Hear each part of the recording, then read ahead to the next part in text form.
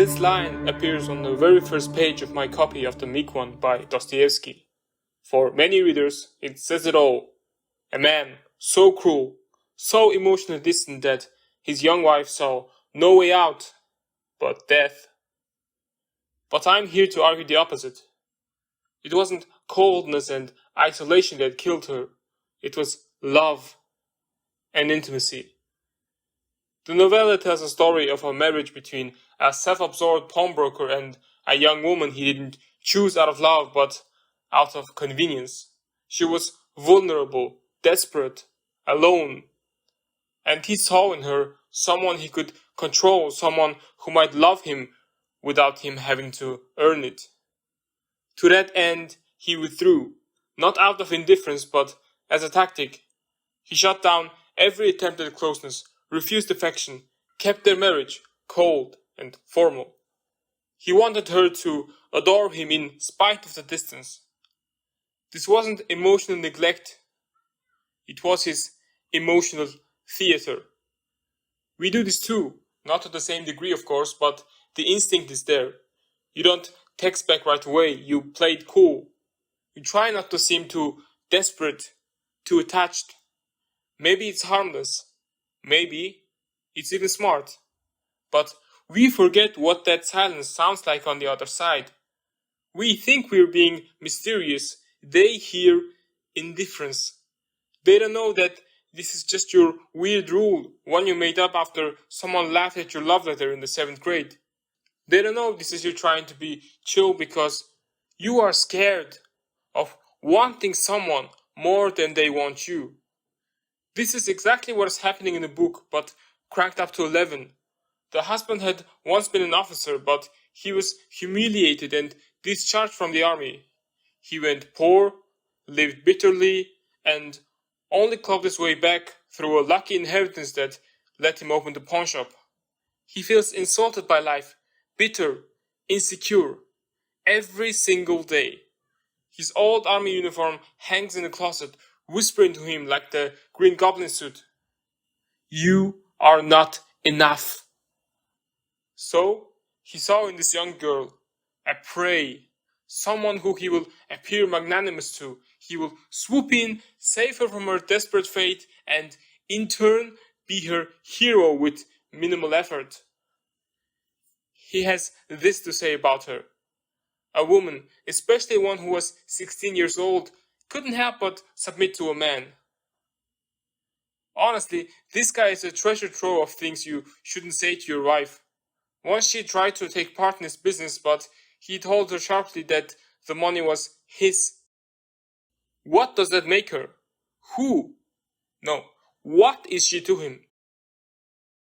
This led to her storming out and having a rendezvous with an army officer she knows.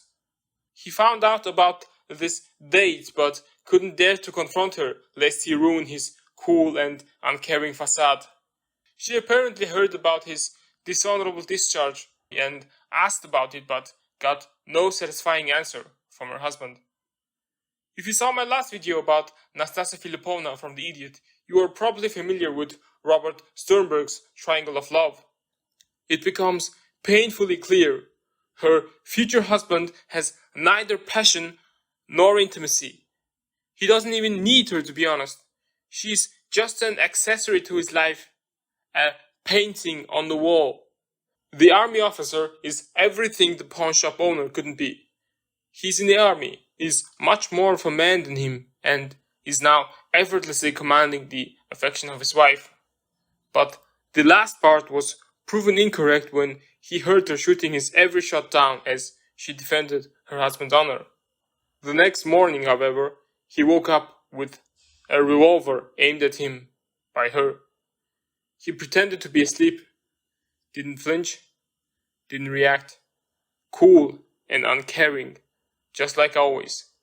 Eventually, she lowered the gun. Moments after she left, he got up and ate breakfast like nothing had happened. Indifferent, as always. He doesn't respond to her games, her love, and now, even to her hate.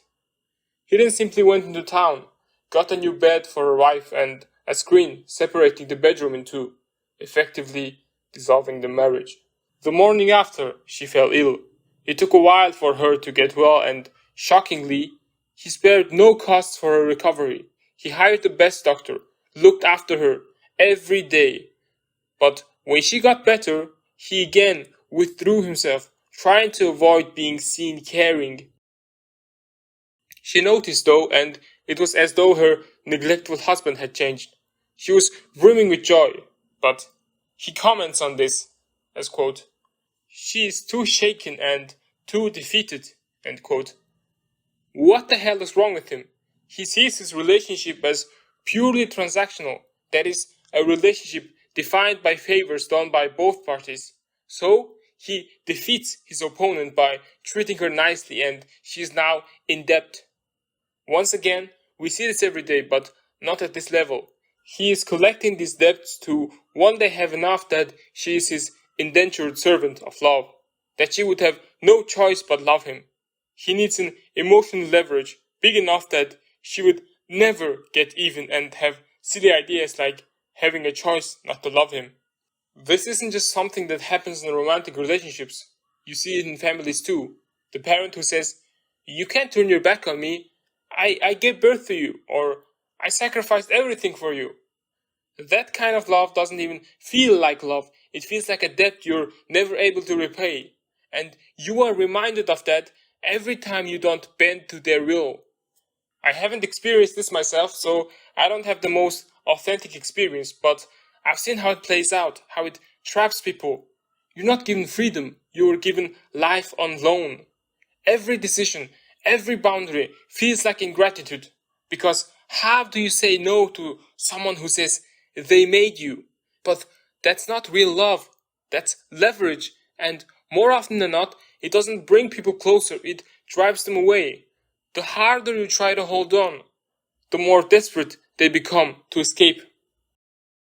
The narrator notes that his wife had become thin and frail over the months after that incident. The doctor says that it is the remnants of her illness popping out and suggested a trip to somewhere along the sea or in the countryside to strengthen her body. But she declined.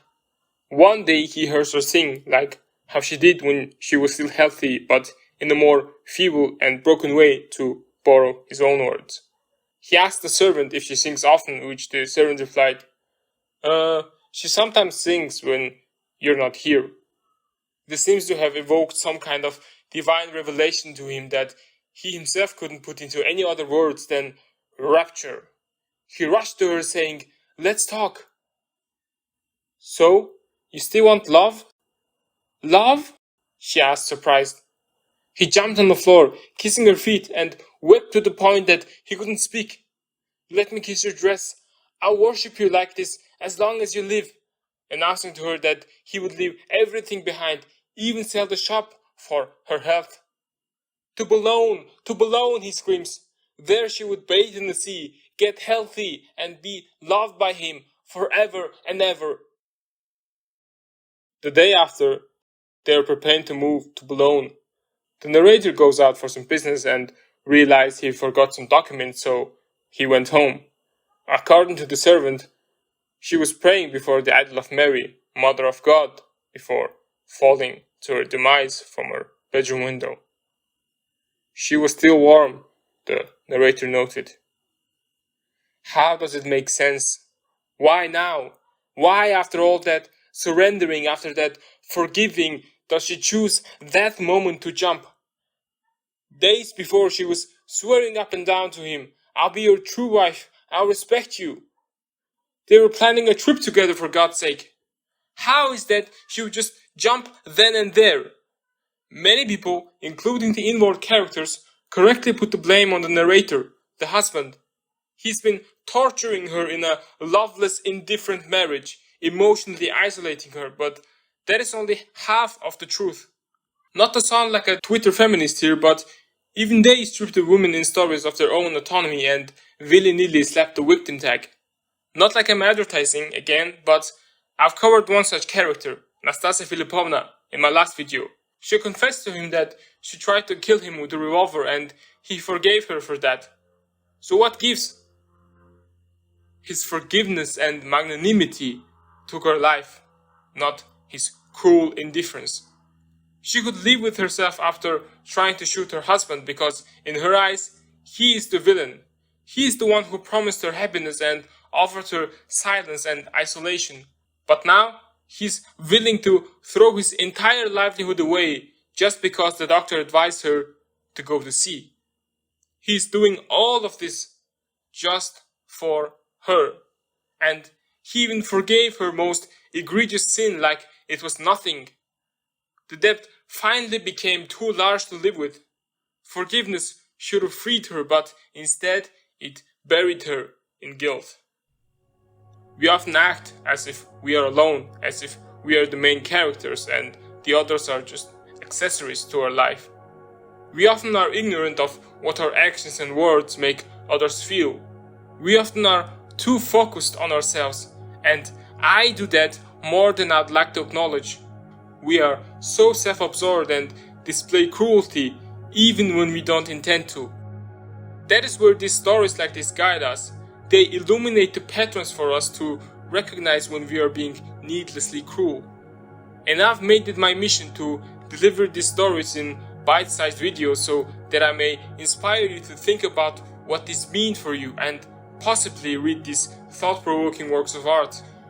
You can support my mission through the usual means of liking, subscribing and sharing, but most importantly by leaving a comment down in the comment section about how you feel about this.